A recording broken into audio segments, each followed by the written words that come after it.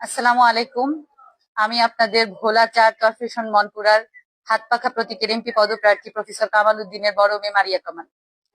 তো আমরা আজকে সকালবেলা পৌরসভা ৬ নং ওয়ার্ডে আমার কিছু মহিলা কর্মীদেরকে নিয়ে দাওয়াতি কাজে নেমেছিলাম সকাল ৯টা বা ৯:৩০-টার দিকে।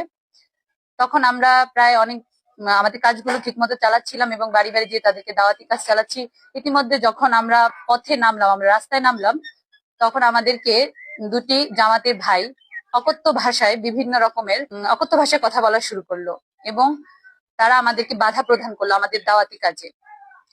তারপর যখন আমার এই দাওয়াতি কাজে বাধা প্রদান করলো, আমার সাথে ছিল আমার ছোট ভাই এবং আমার একজন ইসলামী আন্দোলনের কর্মী ভাই।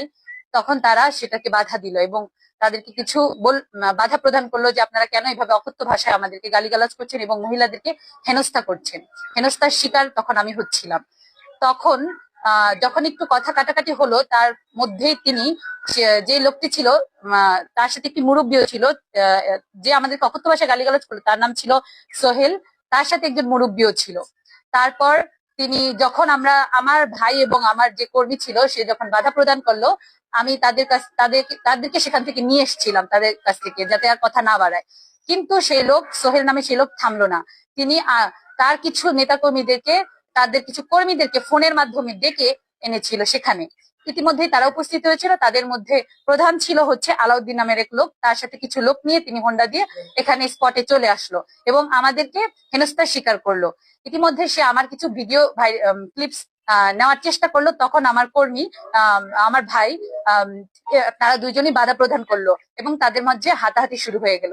তারপর তারা একটি পর্যায়ে আমাদেরকে যখন মহিলাদেরকে ভিডিও করলো তখন এবং হেনস্থার স্বীকার করলো, তখন আমার ভাই এবং ফয়সাল আমাদের কর্মী সে একটু বাধা প্রদান করলো। তারা মারপিট শুরু করে দিল, সেখানেই তাদের উপর হামলা চালালো এবং আমি যখন সে হামলাকে বাধা প্রদান করতে চেষ্টা করলাম যে না, আজ যাতে এটা না বাড়ে, তখন তারা আমার ভাই এবং ফয়সালের উপরে আরো আক্রমণ করলো এবং আমাকে হেনস্থার স্বীকার করলো এবং আমাকে একটি পর্যায়ে তারা গায়ে ধাক্কা দিয়ে ফেলে দেয়।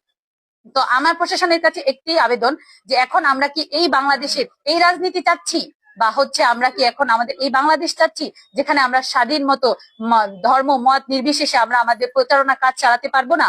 আমার প্রশাসনের কাছে কঠোর আবেদন এবং আহ্বান জানাচ্ছি এটার জন্য একটি সুষ্ঠু বিচার হয়। ধন্যবাদ সবাইকে।